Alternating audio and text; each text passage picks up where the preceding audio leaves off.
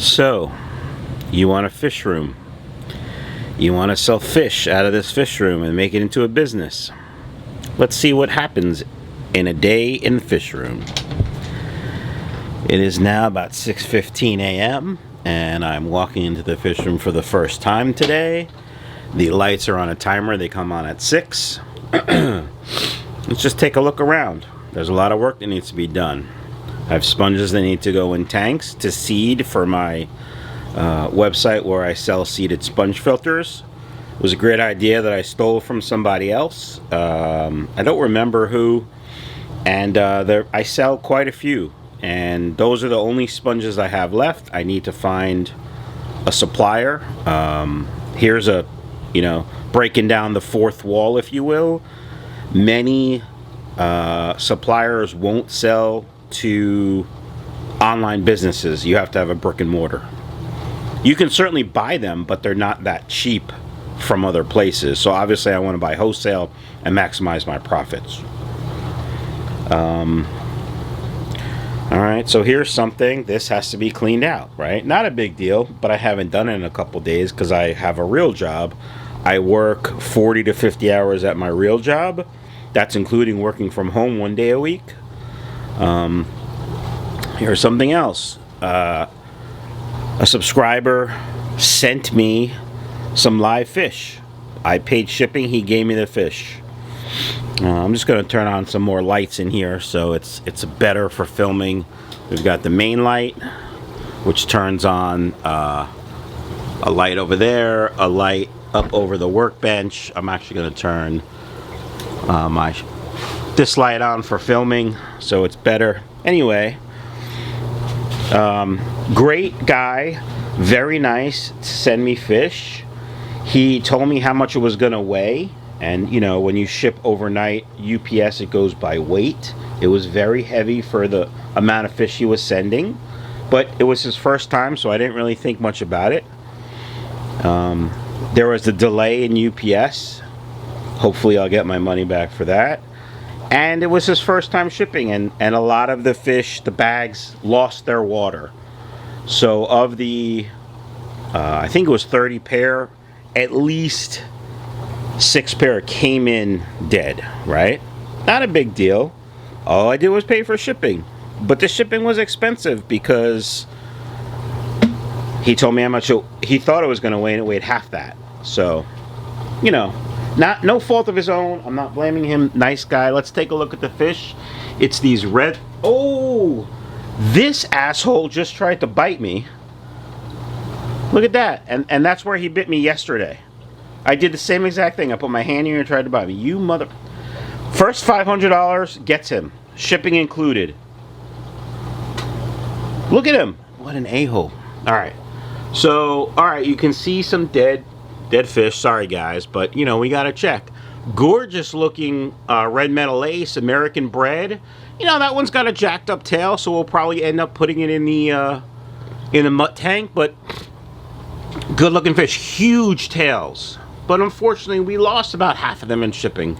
Not a big deal because they were free, except shipping wasn't free. So I have to sell all these to actually make money.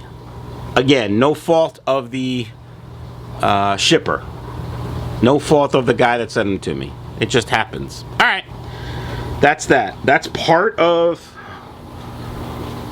owning a business, right? Let's see what else. Let's take a walk around. Floor's a mess. Lucas, my youngest son, gets paid to come sweep up in here. He hasn't in a couple weeks, so we got to get on him for that. Mutt guppy tank. We got a mutt sale going on, so let's take a look here. Make sure everybody's good. Alright, so there's a snail here, right? There aren't normally snails in this tank. Why is there a snail here? More than likely, I've been overfeeding the tank. Which I do overfeed a lot of tanks, but even when I overfeed the mutt guppy tank, there usually isn't snails. Like this. So, I have to cut back on feeding. Now, I am sponsored by Dr. Basilier's. The food doesn't cost me a dime. I love the food. It's great food. But if I overfeed, it's a waste. Plus, then you get pest snails. That's a problem in most people's fish rooms. Not in mine. I will take this snail, And I will happily come over here. This is a live feeding. Here's your warning. If you don't like it, pause it. There you go. Taco has a snack. All right, back to the mutt guppy tank.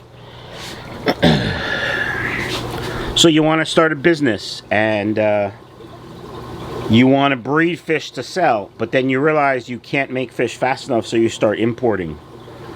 Then there's a problem with imports. A pandemic happens and everything triples in price.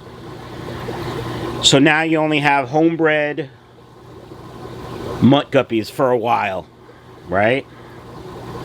I have a ton, but I got to make sure my bread and butter is healthy, so I'm taking a look. I'm seeing some in here that are a little skinny. Do I treat? If I treat, it's a 90-gallon tank. I got to treat 90 gallons. Do I just let it go? Do I feed more? I don't know. It looked like I was overfeeding. These are all things you got to think about. I love this tank. I could sit here and watch it all day. All right, back to work. Now we're going to take a quick look around. I'm overfeeding this tank. That's what all that extra mulm is. Now, it's good for the fish, but the tank's a little cloudy. It makes it bad for filming. Whatever. Here's a breeding for profit green Moscow tank. There's a pair in here. There are fry. You can see them down below. There are some L32 plecos in the back I'm trying to grow out to breed. And there are a couple salt and pepper cories left. I have 4 or 5 in here. I think there's 4 available on the website. If you order those 4.5, 5, most likely you will get that 5th. Looks like I have actually a trio. But we're breeding the green Moscow guppies. USA bred green Moscow guppies, okay? Another tank, holding tank for plecos. Got to clean the filter intake. Here's my red, super red pleco tank. And there's a random fry, I don't know where it's from. But these are all things. You got to walk around, you got to check the tanks. I've been losing some of these albino full whites. I have no idea why. We got yellow tiger half moon growouts in here. We got to make sure we feed a couple times a day. Nothing really going on up top, but you still got to take a look. We got lots of plecos breeding up here or trying to breed. Filter maintenance. I keep rotating these filters. These are Aqua Clear 50s. And I use them to clean mulm, especially in pleco tanks. But I gotta rotate them every couple days. First you gotta take it out, clean it, sanitize it, dry it, and then put it back. All things that have to be done in a working fish room. Alright, I'm going to see one of my breeders today. And I'm picking up rice fish and a couple different strains of guppies to sell. So I gotta make sure I have enough tanks. How many empty tanks do I have? 1, 2, 3, 4. I have 4 empty tanks. Plus I have some tanks with plecos that I can put guppies. I do really trust this breeder, so I'm not concerned about putting her fish in my tanks. This tank had Colmenaris. I lost everything but 2 females. They're healing, but they don't look great. So, still healing. And I probably actually, after I spend all that time and care healing these fish, I still probably won't get fry from them because they were sick and there's no males. So what do? Do I put them in the mutt guppy tank and risk getting that whole tank sick? Or do I just let them live their life out here? Part of owning a business, part of deciding what's best. All these filters are sold. All the black filters, not the Aquarium Co Op filters, are sold. Part of my I'm Fine website of selling the seeded sponge filters. These have been in here for 4 weeks. I overfeed the heck out of this tank because there's 7 full-grown plecos in here. And one of them was on eggs yesterday. I don't, in that one all the way in the back that you can't see the front. So I don't know what's going on. You can see one of them over there. Alright. These are L002 plecos in here that my friend Joel got me to breed. And they're like the king of hiders. And I don't want to disturb them because I always think they're on eggs. So what do? Do I put my hand in there and look for them? I don't know. But also mutt guppies. I was taking all the mutt guppies out. I got distracted. I came back 2 days later and there were fry. So now the fry are the pain in the butt to catch. So now I'm just letting them grow up in here.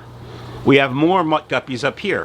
Why do we have so many mutt guppies? Well, it's my bread and butter of my website right now for pond season, so I want to make sure I have enough. I actually have 4 tanks of mutt guppies. Plus I have the space. Okay. Red Dragon fry. Hopefully they look good when they grow up. But as you know, Red Dragons kind of can be hit or miss when you breed. So these are all things you got to think about. Do I waste time and effort? Lots of mulm in this tank and uneaten food. Gotta clean this tank today. Longfin Super Reds. Looking a little pale. Gotta work on that. Alright, these are all things you gotta worry about when you own a business, when you have a fish room. Let's take a look behind the scenes. Got a poop ton of buckets. Gotta sanitize those. It's the weekend. Doesn't look like we had a leak yesterday. That's good. Why am I doing this? Well, there's a lot going on, a lot of moving parts in the fish room. And you have to check things. You have to make sure. You have to do maintenance.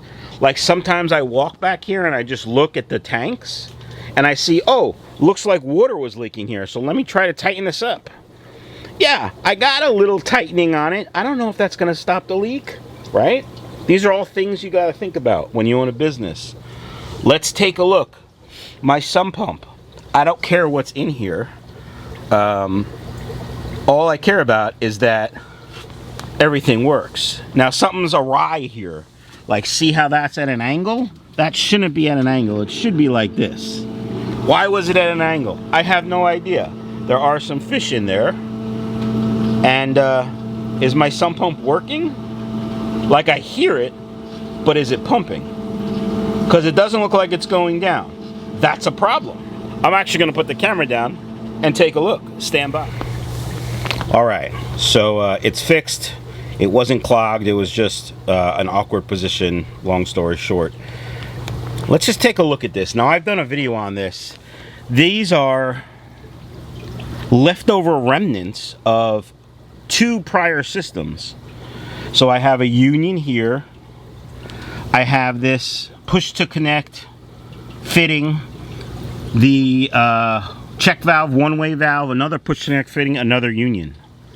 And basically what I did was take parts from old systems to save money. You can see I go from 1 inch to 3/4 to 1 inch to 3/4. I think that's 1 inch, and this is definitely 3/4. So sometimes I come back here and think I want to redo this and make it look neat, but you know, that's going to be $40 or $50 in PVC parts, because the unions are like $10 each. That's like $15. You know, it's just time and effort do I need to spend. Things you think about when you have a business. Now, something else I'm thinking about right now is the water comes up through here, all the way up here, and through this pipe, and then over to the slop sink by the door. But mounted on this, I have, look at this disaster. This is an accident waiting to happen, you would say. It's been like this for 5 years. Never a problem, but I should probably plan to fix this.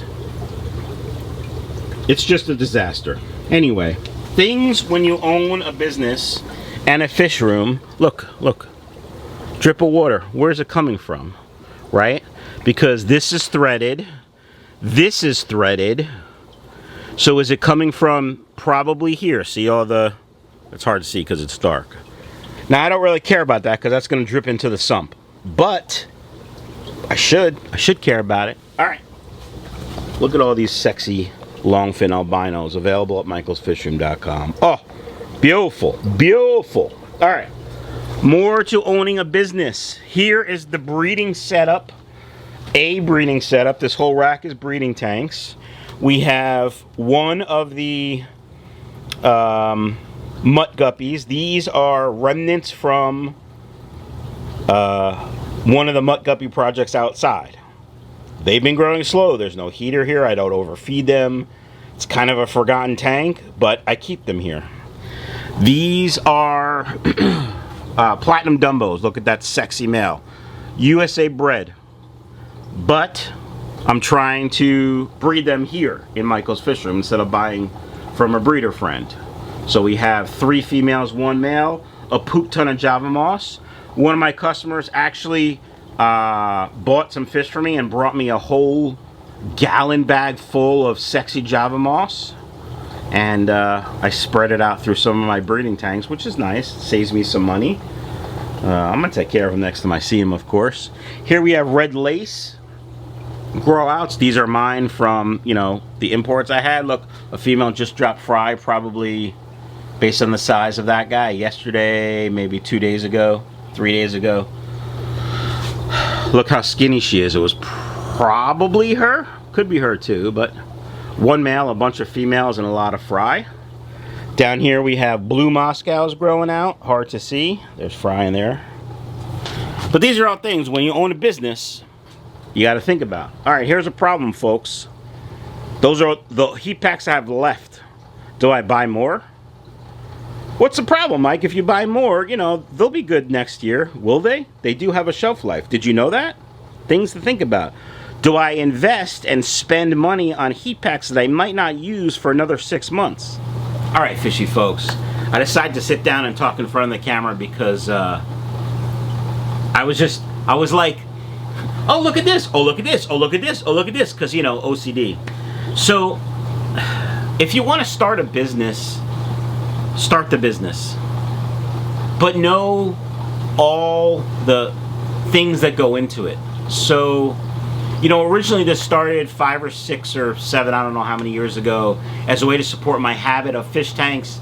As I've said in the video that I did about me, who is Michael from Michael's Fish Room, you know, I was having some mental stress and anger management issues, and fish tanks seemed to help. So I started to, you know, collect more tanks. And when I did that, it turned into a way for me to support that habit or hobby, breeding fish to sell to my local fish store. Unfortunately, that didn't work out, and anyway, I turned it into this business, successful or not. We're having some challenges in Michael's Fish Room right now with supply, and financially things are tough. So things to think about: your suppliers, your advertising, your taxes. Yeah, if you run a true business, you have to pay taxes. And if you know anything about taxes in business, if you're profitable, like you're making good money, you will owe lots of taxes. So you got to prepare for that. Sponsorship deals, you got to think about that. Are you going to be true to yourself and honest if you know, use YouTube or other social media in fear that sponsors may shun you? That's not a fear for me. I'm pretty open and honest with everything I say. So these are all things to think about. But like today's Saturday, it is now 7 a.m. The rest of the house is sleeping. Even the dogs are still sleeping. I'm going to feed the fish room and decide if I'm shipping on Monday. And you might say, but Mike, it's the end of March. Why wouldn't you ship? Well, it's supposed to be 20 degrees Monday night here. So do I want to risk it? Now, if UPS and USPS were on top of things, I probably would send it. I have heat packs, I have styro. I know how to take care of fish for 1 day overnight, even if it's a little cold. I don't trust them right now. I've had 3 orders in the last week from UPS that were supposed to be there by 12 p.m. overnight next day.